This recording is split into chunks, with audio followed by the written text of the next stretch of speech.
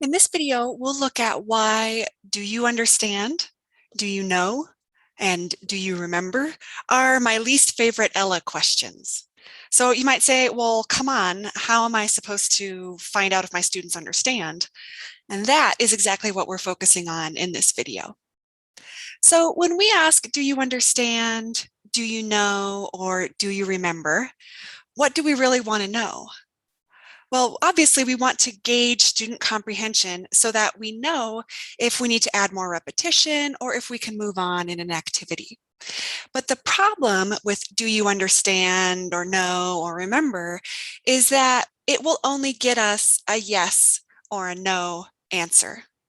And because it's human nature to want to please incredibly attractive people, our students are likely to say yes. Plus, as we know, comprehension is really complex. We can understand a little where it's clear as mud, or we can understand perfectly, or anywhere in between. A simple yes doesn't show us those nuances. So our students say they understand, and then we move on with the lesson, only to find that students are struggling with the material because they weren't as ready to move on as we thought. So what might be a more accurate gauge of comprehension? In this video, we'll talk about concept checking questions, or CCQ.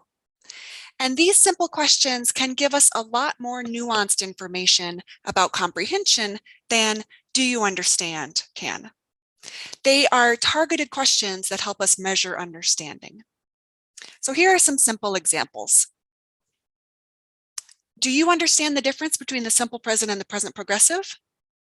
Let's change it to, what is the difference between the simple present and the present progressive? Example 2, do you know how to form the simple past?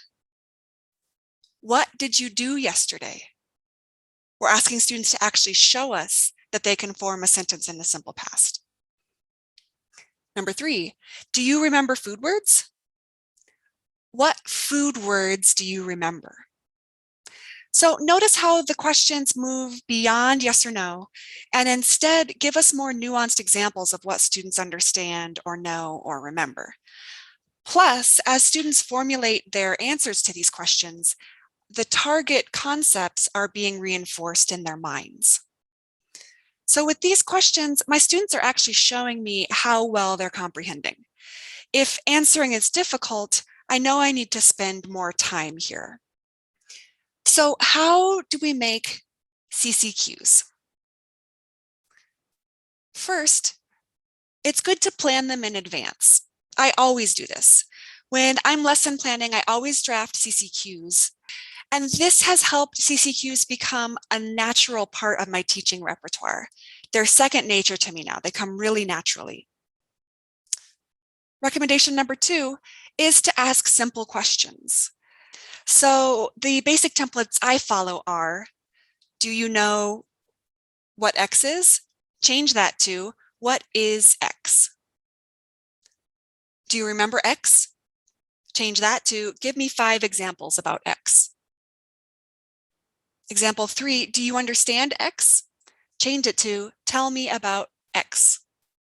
The X in these examples will be more complex at the higher levels, but the questions should stay simple.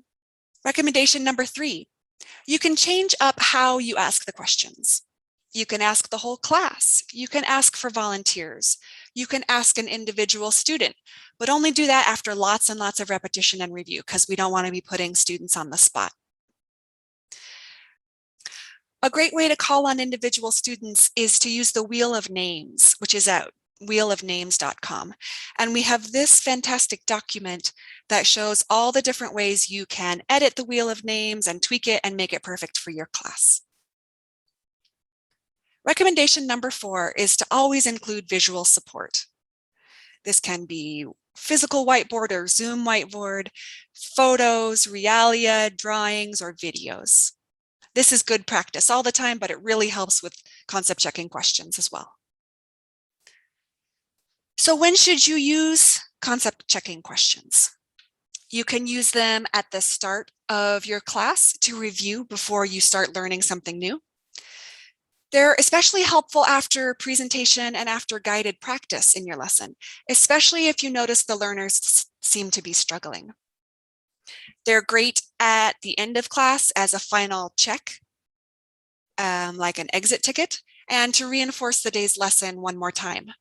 So basically, you can use concept checking questions anytime you want to check understanding.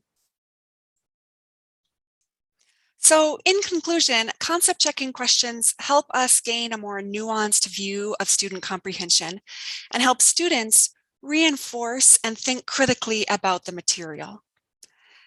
CCQs are easy to make. You can just follow the templates in this video.